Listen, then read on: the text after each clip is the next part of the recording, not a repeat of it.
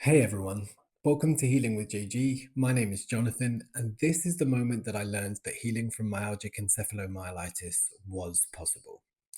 I was diagnosed with myalgic encephalomyelitis in September 2021, and I'd already been living with all of my symptoms every single day for 4 months. I go into specific detail about my symptoms in my previous episode, and I try not to speak about them too often. So if you're interested, please feel free to go and check it out.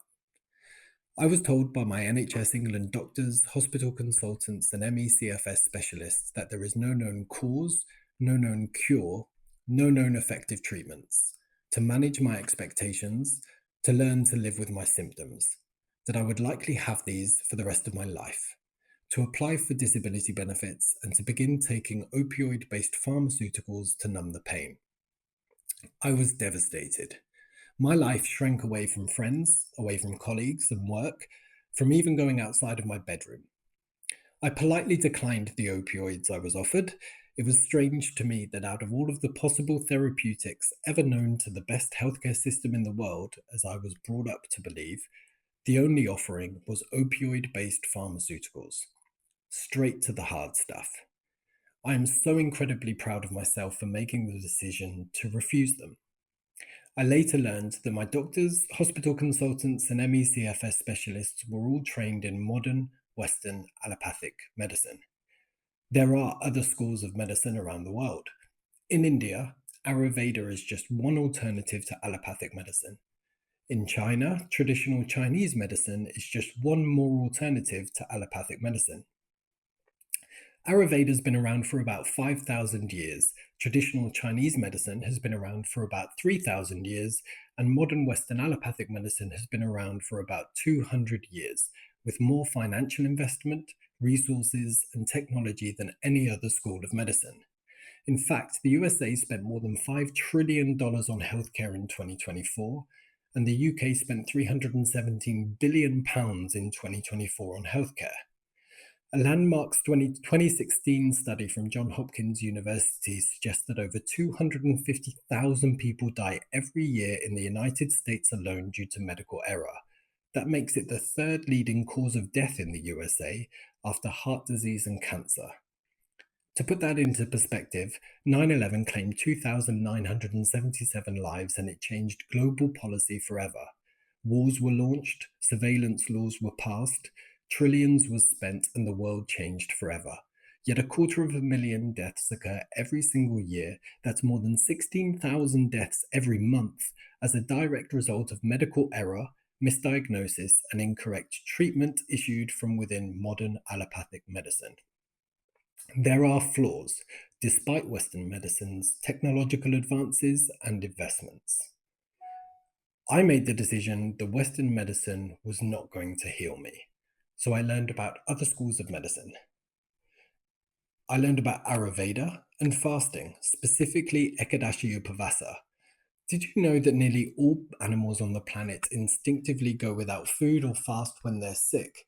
Humans are one of a few species that do not actually fast when sick, having invented pharmaceuticals to ensure that we're able to carry on with our busy lifestyles by masking our symptoms.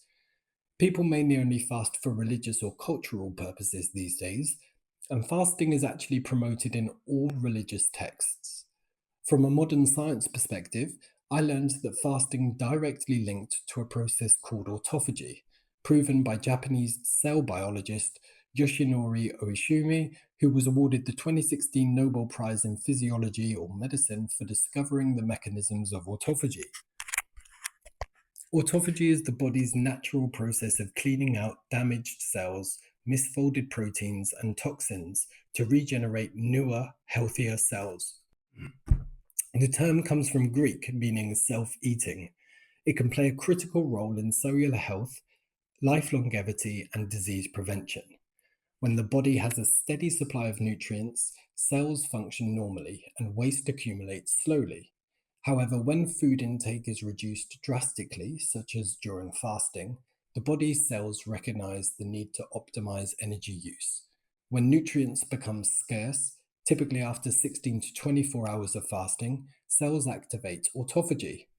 The lysosome, the cell's recycling center, begins breaking down damaged organelles, misfolded proteins, and stored toxins. These components are either repurposed for energy or completely removed to prevent cellular dysfunction. Autophagy also helps eliminate harmful pathogens and mutated cells that could end up leading to disease manifestation. Once normal nutrient levels are restored, the body then cleans these up. New proteins and organelles are synthesized, and the immune system benefits from the removal of dysfunctional components. This process supports disease prevention, anti aging, reduces inflammation, and enhances cellular function. Now, I've always been impacted by the moon.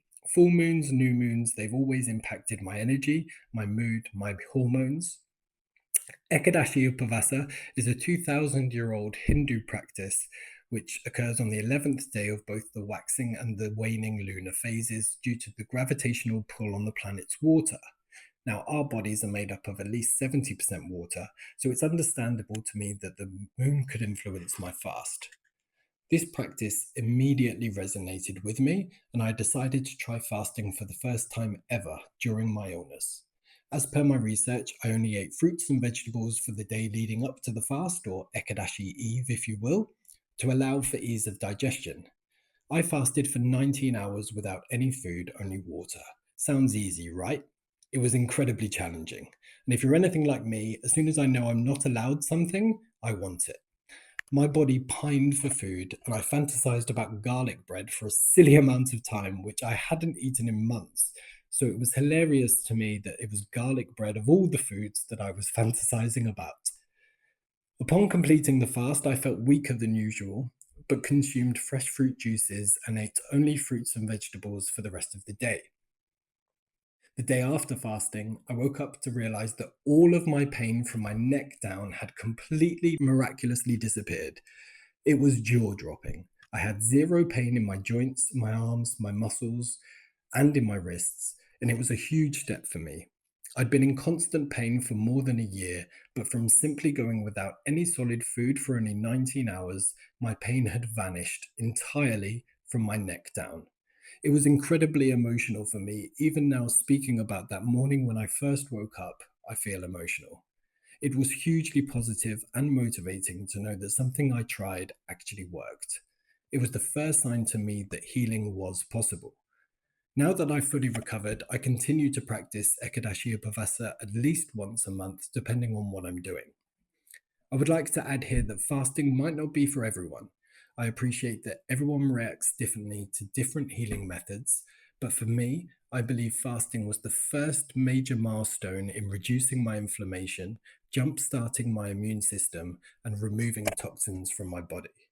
Please do your own research and speak to your doctor about fasting and autophagy before practicing. Sending you lots of love and positive energy, and I hope that today is a good day.